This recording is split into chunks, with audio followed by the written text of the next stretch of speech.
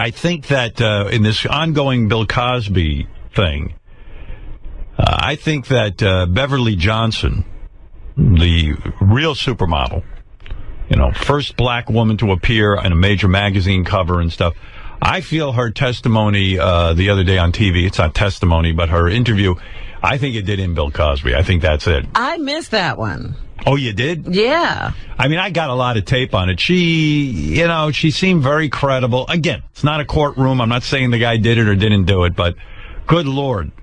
She didn't have any kind of monetary incentive. She said she was not raped, but he attempted it. And it all seemed very, very, up and up to me. Mm. Here, I'll give you a little. Well, that would be number 27, I think. Well, I got a call from my agent that the Cosby Show and Mr. Cosby wanted me to come down for an audition for the Bill Cosby Show.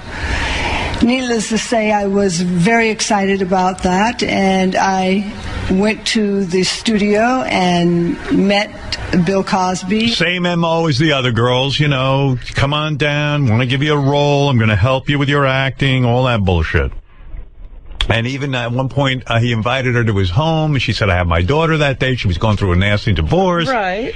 And she says that Cosby said, bring your kid, and he was a perfect gentleman, blah, blah, blah, blah, blah. But then on the next meeting... And since we hadn't had any chance to rehearse, then he suggested that I come back in a couple of days. Yeah.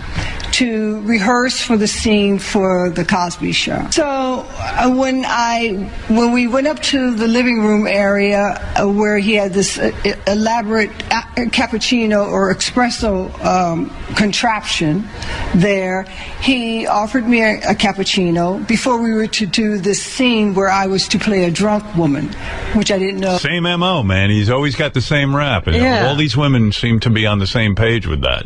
Want you to pretend to be drunk.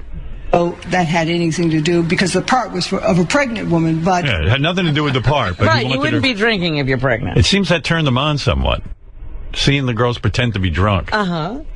I said, okay, and he... Or maybe, if this is true, in his devious mind, he said, you know what?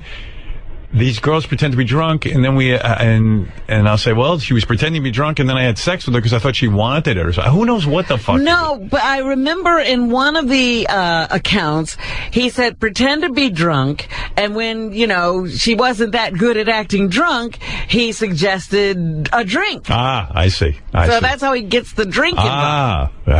You've got that same devious mind, don't you? Made this cappuccino, and I said I really didn't want to drink any coffee. It would keep me up late at night, but he was very insistent that I try this cappuccino that would be the best coffee that I would ever had. And so I relented, and he gave me the cappuccino. I took one sip, and I felt something very strange going on in my head. Describe the sensation in your body that you started feeling immediately. Well, the first sensation was... By the way, this is from CNN. Well, it's not really cut down, so it's like very lengthy, but she goes on to describe she got really woozy, and she had the wherewithal to realize that she had been drugged, and she turned to him and asked him a question. She said, You're a motherfucker, aren't you? She knew right away what was going on. And she kept saying it over and over again, and I guess he got annoyed and threw her out.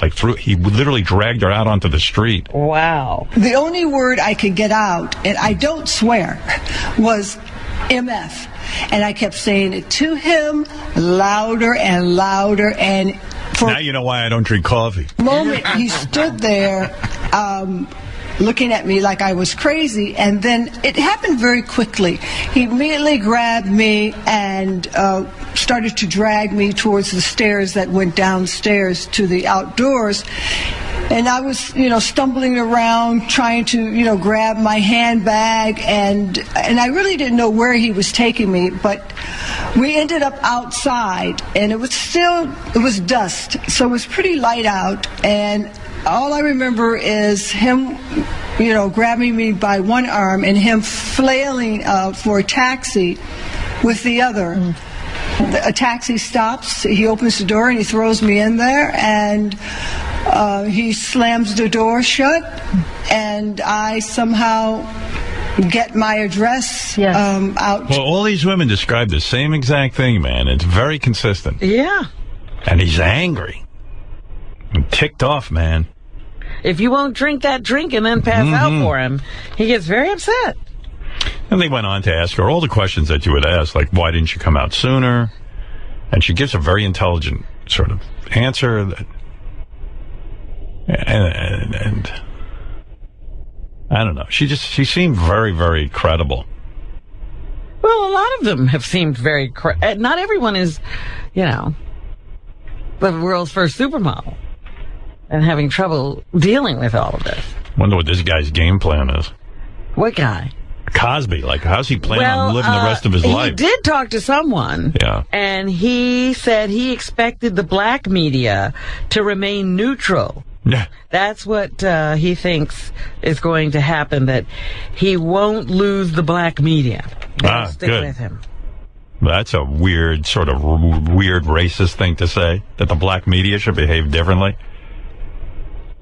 Oh, man. How should the Asian media react? That's what I'm wondering. Oh, they are being ridiculously tough on him. A lot of nice emails about Kevin Nealon's appearance here last week.